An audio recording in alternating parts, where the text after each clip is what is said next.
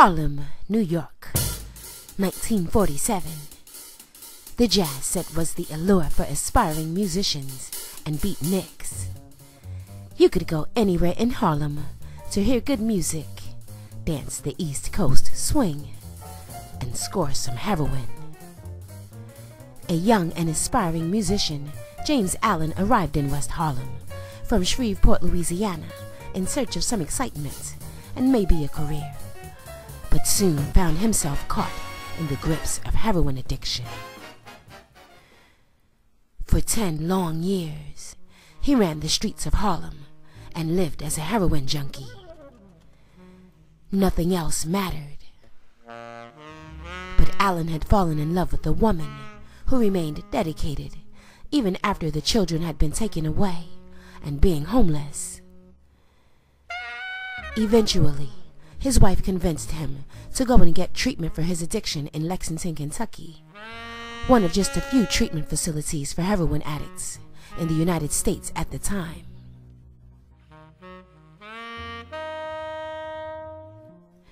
Void of any emotion or pride, he sought the peace that his grandparents who loved the Lord had. Allen rediscovered the Bible and developed a true relationship with God.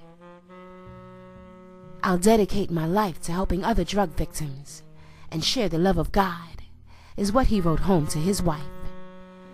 And upon his return to Harlem, 33-year-old James Allen began a focused life on doing just that.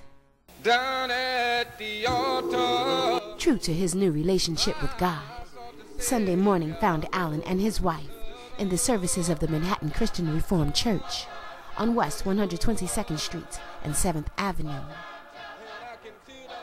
The issues of addiction in the community were a priority for the pastor after being asked by a heroin addict, "Does God love dope fiends?" The church responded by organizing a forum where addicts could gather, have some coffee, and discuss a better way of life. Allen embraced the opportunity to be a part of the solution and immediately relished a lead role, having only his experiences at Lexington, Kentucky, and his faith as a compass. In 1958, on the second floor of the Manhattan Christian Reformed Church at 201 West 122nd Street, the Addicts Rehabilitation Center was born.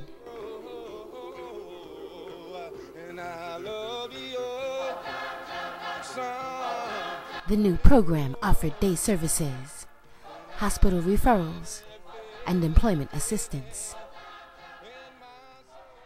But the citizens of Harlem continued to die disproportionately from a slavery that would just as soon slay you before giving you freedom.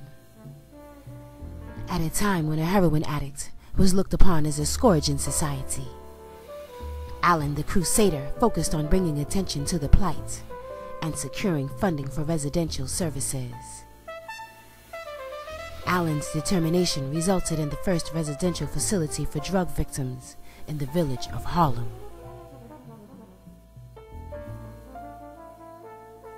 Allen began to build his team. Just out of the Army and a graduate of Shaw University, Mr. Richard E. Feimster was a family man looking to save our communities with a career as an educator. Allen seized an opportunity and persuaded Feimster to join his mission of saving our communities by saving drug victims. Mr. Feimster came aboard as a caseload worker, but soon would become an integral part of the Addicts Rehabilitation Center during its formative years, as well as a partner and confidant. Mr. Feimster would go on to become the deputy director. The agency began to grow in staff and funding.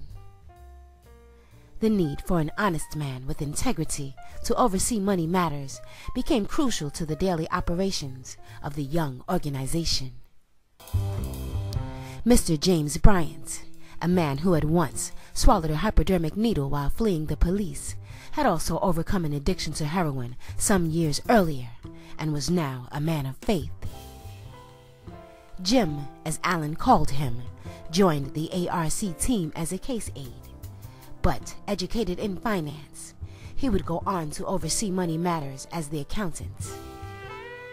Mr. Bryant would eventually become the chief financial officer and a stellar employee.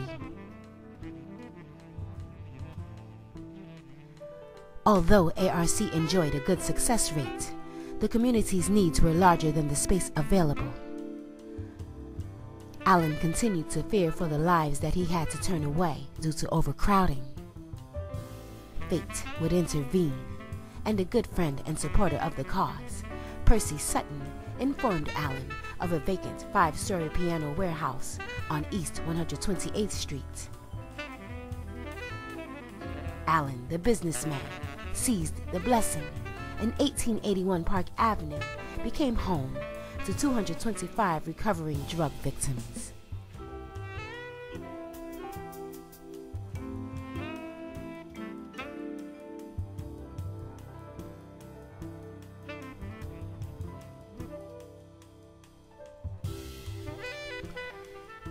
But the gift came with an unknown mortgage of $130,000. Allen feared having to close down and send heroin victims back into a community with little hope. His faithful wife suggested that he pray about it. Allen gave it to God. Just a few days later, Allen was taken aback by the soulful and harmonious voices of a few residents. The visionary in James Allen immediately realized a way to praise the Lord and continue his mission of saving lives. The ARC Gospel Choir was born. Under the direction of Allen, who had never given up his love for music, the choir began to perform for church, social, and civic engagements while delivering the message of recovery. In time, the mortgage was successfully paid off. The choir went on to record several albums and travel abroad. ARC continued to establish itself as a haven in Harlem. Allen, a firm believer in the potential of an addict, was always seeking soldiers for his mission. Young, intelligent, articulate, and politically connected, Vincent P. Cyrus was not your average heroin addict. He respected Allen's dedication to the community and admired him as a father figure. Vincent realized the community's need for housing after rehabilitation and focused on doing something about it. Vincent's persuasive speaking and writing skills helped to acquire funding for additional services and broaden the mission of ARC. While elevating the community on the ideals of recovery, Allen continued to elevate himself by obtaining an associate's degree as well as a Bachelor of Arts, summa cum laude, in social work. Then, crack hit Harlem. The impact was devastating. The crime rate and homelessness soared. In his effort to help a suffering society, 1881 often stayed overcrowded with an extensive waiting list. By now, a young, ambitious, and spiritually motivated, Reginald Williams had joined the ARC team. Once a drug addict, now a community leader and pastor, Reverend Williams was an extension of Mr. Allen's voice. Reverend Williams, Mr. Allen, and the ARC Gospel Choir engaged the community, built relationships, and secured funding for additional residential services. In 1993, the doors of Richard E. Feimster Memorial at 2015 Madison Avenue were opened, and an additional 204 beds became available to people seeking an opportunity to repair their lives and unlearn old, destructive ways.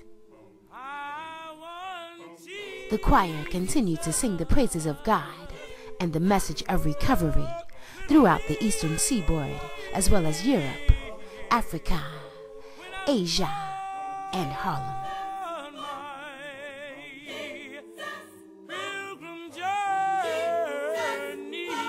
Addressing the community's needs have become a way of life for the visionary James Allen. Under the Addicts Rehabilitation Center Foundation and tireless leadership of the Reverend Reginald Williams, several high-standard housing options are now available to the citizens of Harlem. Gabriel House, a residential facility that provides life-enriching services to HIV and AIDS victims, effectively operates on West 122nd Street, just above the Manhattan Christian Reformed Church. Vincent P. Cyrus Plaza offers permanent housing to graduates from the Addicts Rehabilitation Center treatment program, as well as additional housing for individuals living with HIV and AIDS. James Bryant's Legacy Homes provides housing for individuals living with mental illness and individuals who have been chronically homeless.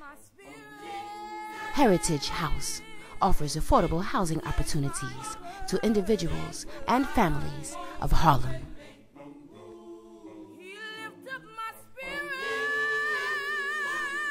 Mr. James Allen remains committed to his vision of love as a replacement for the societal ill of addiction that continues to afflict Harlem communities, particularly our youth. What began as a small meeting for drug victims to discuss their problems and solutions has grown to become one of the oldest and largest residential substance abuse treatment facilities in the state of New York. The Addicts Rehabilitation Center, a haven in Harlem.